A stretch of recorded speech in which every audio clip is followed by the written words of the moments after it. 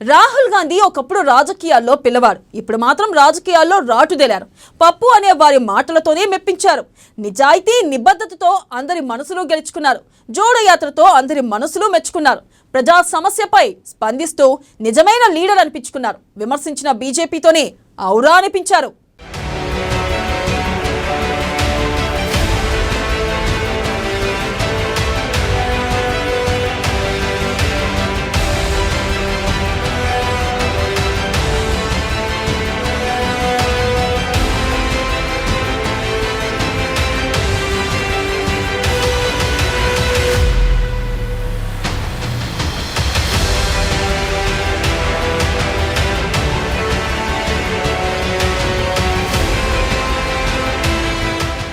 రాజకీయంలో రాటుదేలిన రాహుల్,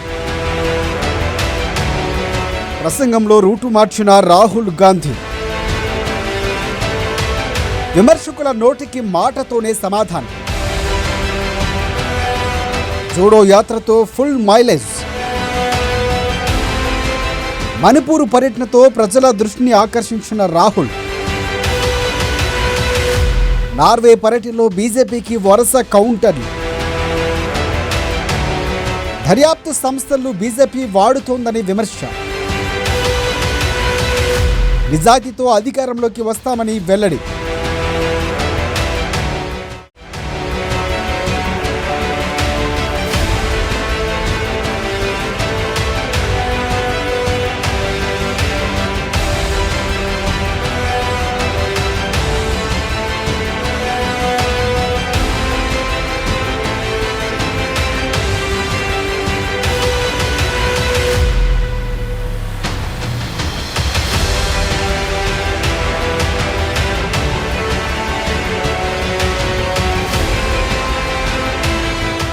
ఒకప్పుడు రాజకీయాల్లో రాహుల్ గాంధీకి అందరూ మైనస్ మార్కులే వేసేవారు.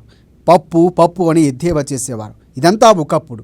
ఇటీవల కాలంలో రాహుల్ గాంధీ చేపడుతున్న కార్యక్రమాలు, మాట్లాడుతున్న తీరు, విదేశీ యూనివర్సిటీల్లో ఉపన్యాసాలు, చేస్తున్న ప్రతిభ, లోక్సభలో కానీ బయట కానీ అనేక అంశాలపై వ్యక్తం చేస్తున్న అభిప్రాయాల్లో ప్రదర్శిస్తున్న రాజకీయ పరిణితి విమర్శకులకు సంభ్రమాశ్చర్యాలను కలిగిస్తున్నాయి.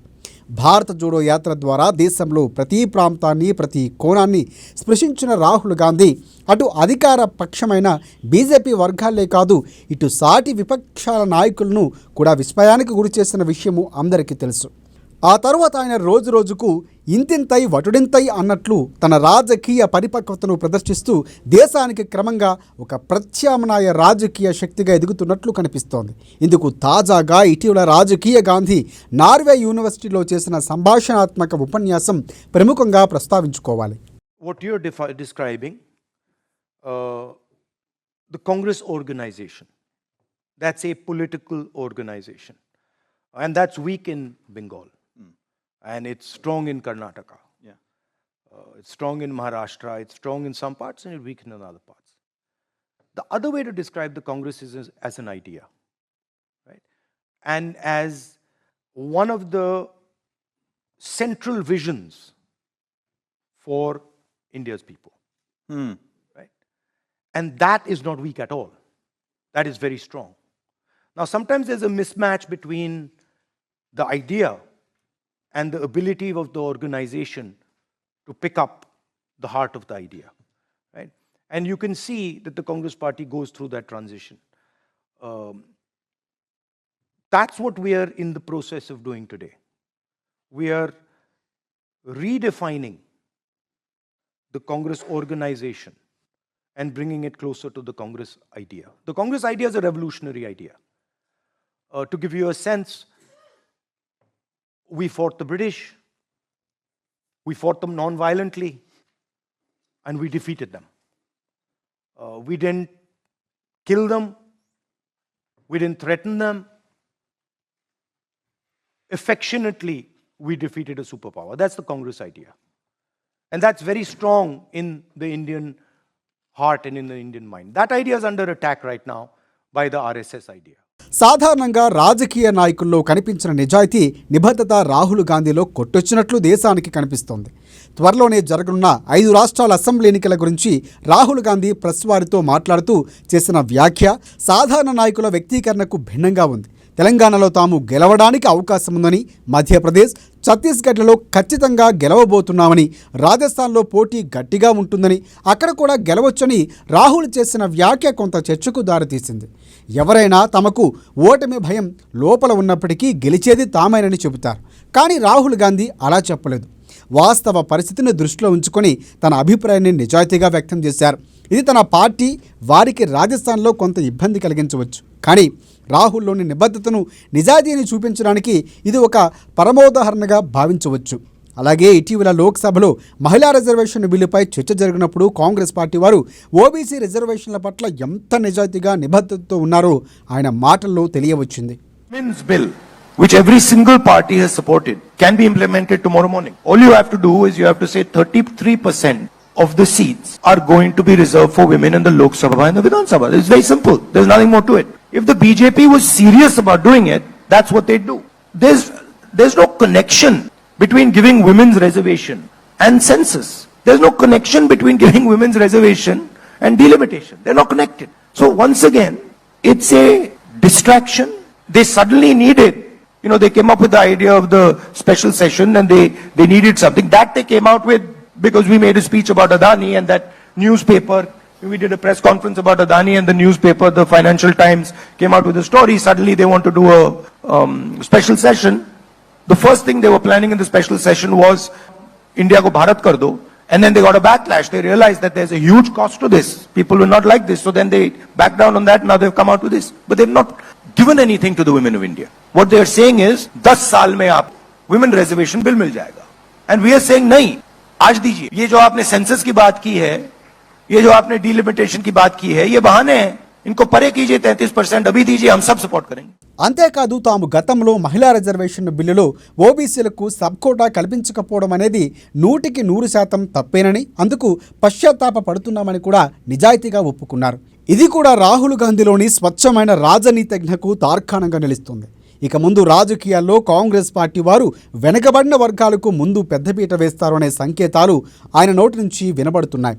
మణిపూర్ హింసాకాండ సందర్భంగా అక్కడకు వెళ్ళి ప్రజల కష్టాలు, కన్నీళ్లు అర్థం చేసుకున్న తీరు, అక్కడ ప్రస్తుతం మాట్లాడిన మాటలు కానీ, దేశంలో పలు వర్గాల ప్రజలు పలు సందర్భాల్లో కనపరుస్తున్న తీరుతెన్నులు కానీ, ఇటీవలే కూలి వేషంలో పెట్టెమోస్తూ ప్రజల్లో ఆకర్షిస్తున్న సందర్భానికి కానీ, ఇలా అనేక సందర్భాల్లో రాహుల్ గాంధీ ప్రజానాయకుడుగా ఎదుగుతూ వస్తున్న తీరు దేశాన్ని అబ్బురపరుస్తోంది. पूरा हिंदुस्तान का बजट क्या है और ये जो ओबीसी ऑफिसर्स हैं, ये इस बजट में से कितना कंट्रोल कर रहे हैं और क्या कंट्रोल कर रहे हैं, आदिवासी क्या कंट्रोल कर रहे हैं, दलित क्या कंट्रोल कर रहे हैं. ओबीसी हिंदुस्तान के 5% बजट को कंट्रोल कर रहा है, ओबीसी ऑफिसर्स. तो मुझे बात समझ नहीं आ रही है. प्रधानमंत्री हर रोज ओबीसी की बात करते हैं, ओबीसी प्राइड की बात करते हैं, मगर ओबीसी के लिए किया क्या. अब जब मैंने ये बात बोली, उनका रिस्पॉन्स बड़ा इंटरेस्टिंग है. वो कहते हैं कि लोकसभा में हमारा रिप्रेजेंटेशन है. लोकसभा में रिप्रेजेंटेशन का क्या लेना देना है. मैं कह रहा हूं कि बजट डिसीजन जो लेते हैं, जो बजट को ऑफिसर्स हैं, जो बजट को कंट्रोल करते हैं, 5% ओबीसी निर्णय ले रहे हैं. और मैंने सिर्फ यह सवाल पूछा, क्या हिंदुस्तान में ओबीसी की आबादी 5% है. यह मैं जानना चाहता हूं. अगर 5% है तो फिर वो ठीक है, उसको मैं एक्सेप्ट करने के लिए तैयार. అన్నిటికంటే ముఖ్యంగా రాహుల్ గాంధీ ఇటీవల నార్వే యూనివర్సిటీలో చేసిన ఉపన్యాసంలో వెలుబుచ్చిన అభిప్రాయాలు చాలా కీలకమైనవి. దేశంలో జరుగుతున్న అనేక విషయాల పట్ల ఆయనకున్న స్పష్టమైన అవగాహనను తెలియజేస్తున్నాయి. 2014 ముందు భారతదేశంలో కేవలం రాజకీయ పక్షాల మధ్య పోటీ ఉండేదని, ఇతర రాజ్యాంగ సంస్థలు స్వతంత్రంగా పనిచేసేవని, మీడియా స్వేచ్ఛాయుతంగా ఉండేదని, వాక్ స్వాతంత్ర్యం అనేది సజీవంగా ఉండేదని చెప్పారు. కానీ ఇప్పుడు భారతదేశంలో ఆ స్థితి లేదని, సిబిఐ, ఈడీ, ఐటీ, ఎన్నికల కమిషన్, తదితర సంస్థలు, మీడియా అన్ని పాలకుల చేతుల్లో బందీలై వారి రాజకీయ అస్త్రాలుగా మారిపోయంటూ ఆయన మాట్లాడిన మాటలు దేశంలో జరుగుతున్న రాజకీయ పరిణామాల పట్ల ఆయన సంపూర్ణ అవగాహనకు అద్దం పడుతున్నాయి.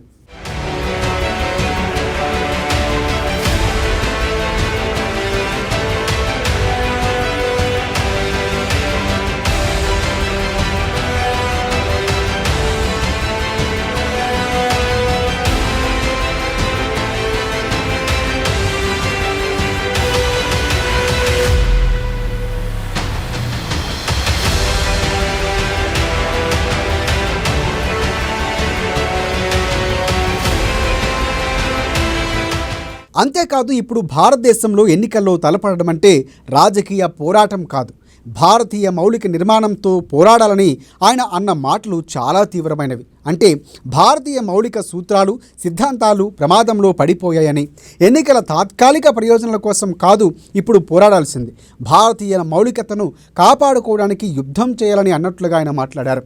ఇదంతా సాధారణమైన విషయం కాదని, ప్రతిపక్షాల మధ్య సయోధ్య ఎలా కుదురుతుందో ఇప్పటికిప్పుడు చెప్పలేనని, ఇచ్చి పుచ్చుకునే ధోరణితో అధికార బీజేపీని మెయిన్ టార్గెట్గా చేసుకుని ఉమ్మడి వ్యూహంతో కదులుతామని ఆయన స్పష్టం చేశారు.